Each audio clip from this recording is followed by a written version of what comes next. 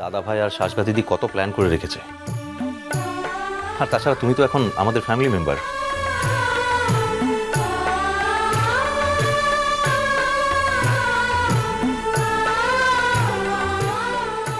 হ্যাঁ, হতে পারে এক্সটেন্ডেড ফ্যামিলি, কিন্তু আফটার অল ফ্যামিলি তো। আমরা সবাই মিলে একসঙ্গে যেতে পারি না? হ্যাঁ, তাহলে তো খুবই ভালো হয়।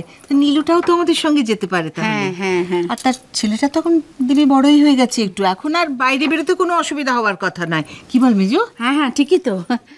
ও তোমরা ছোটরাই যেও,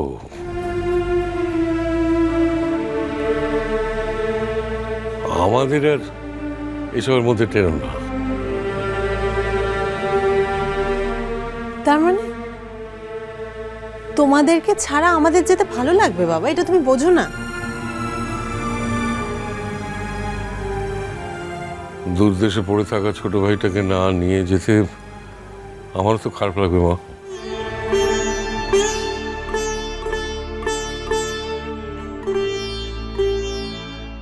আমার আমার মাথাটা প্ল্যান এসছে, আমি বলবো?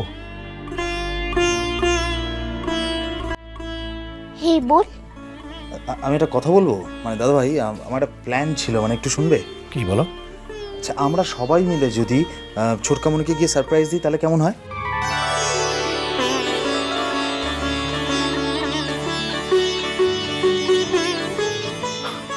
That's a great idea. আচ্ছা, দাদা ভাইরা কোথায়? এই তো এতক্ষণ ছিল, ওর ওষুধ খাওয়ার সময় হয়ে গেছে না, তাই সাঁঝবাতি জোর করে ঘরে নিয়ে গেল।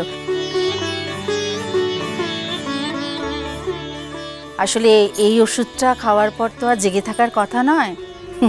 যেতে কি চায়, ওই জোর করে ঠেলে চলে পাঠানো হলো। আচ্ছা আর্য, হ্যাঁ, তাহলে আমরা কালকেই বসে পুরো প্ল্যানটা চক আউট করি। জেঠুমনি, তাতে তোমার কোনো আপত্তি নেই তো? ছোট ভাইটাকে অনেকদিন দেখিনি, কেন যে আসবো বলেও আসে না তাও বুঝতে পারি না।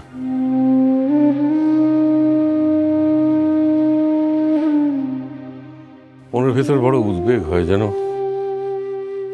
গেলে তো মন্দ হয় না,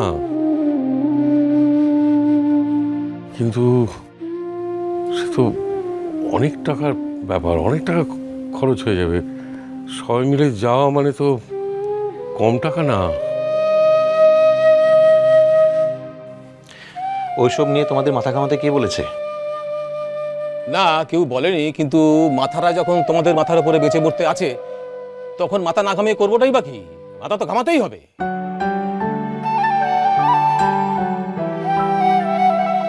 না, মাথা ঘামাবে না।